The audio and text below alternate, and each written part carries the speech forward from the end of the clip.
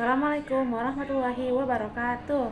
Nama saya Najla Nana Asyad dari kelas 10 MPLB 1. Materi tentang ceramah yang akan saya sampaikan adalah tentang kesabaran.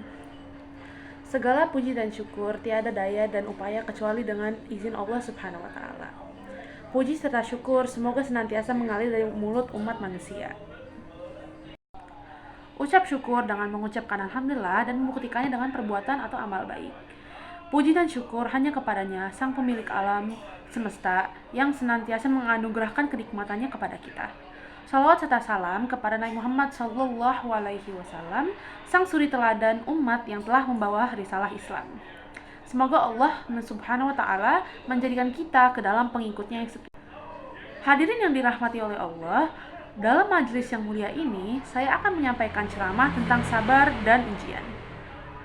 Dalam menjalani kehidupan ini, ada banyak sekali peristiwa yang dialami oleh kita, mulai dari yang baik dan menyenangkan sampai dengan yang tidak menyenangkan. Bagaimanapun juga, peristiwa tersebut tidak bisa kita pilih dan pilah. Peristiwa semuanya akan datang silih berganti, Masya Allah. Tidak sedikit peristiwa yang tidak mengenakan yang singgah. Peristiwa ini yang benar-benar akan menguji keimanan kita. Apakah sabar dalam menjalaninya atau sibuk mengeluhnya kepada Allah Subhanahu wa taala? Ujian tersebut akan terus didatangkan. Ujian-ujian yang telah Allah Subhanahu wa taala berikan kepada kita akan menjadi pahala dan meningkatkan derajat kita di hadapannya. Dengan catatan kita sabar dalam menjelajahi ujian tersebut. Masya Allah. Dengan kesabaran penuh, Allah akan menjadikan ujian tersebut sebagai sebuah anugerah yang dahsyat. Sejatinya, Allah Subhanahu wa taala akan menguji hamba-hambanya dengan ujian yang berbeda-beda.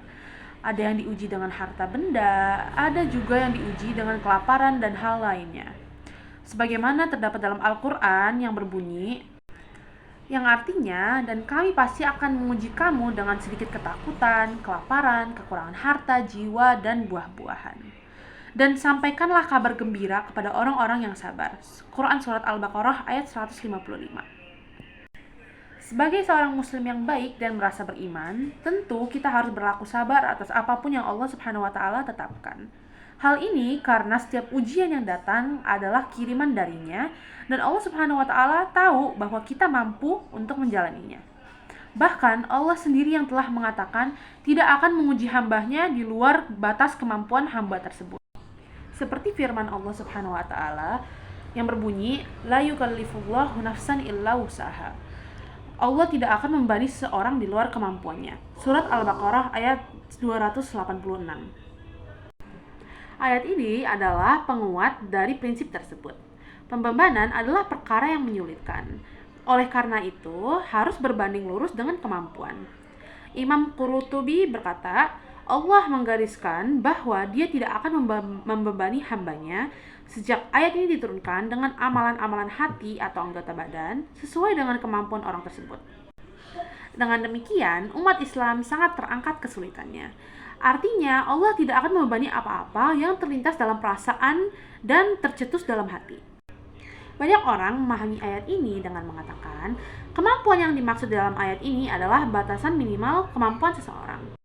Oleh karena itu, kemampuan dapat berubah-ubah tergantung dengan motivasi. Ada orang yang tidak mampu, ada juga orang yang mampu.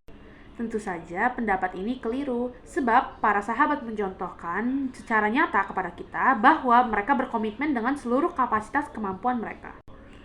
Jika kita buka lembaran sirat sahabat, kita dapati kebanyakan dari mereka wafat di luar negeri. Seperti Abu Ayyub al-Ansari misalnya. Beliau wafat di benteng Konstantinopel. Ummu Haram binti Mihan berakhir hidupnya di Pulau Korobus, Yunani. Uqbah bin Amir meninggal di Mesir. Bilal dimakamkan di Syria. Demikian, mereka mengembara ke segala penjuru dunia untuk berdakwah.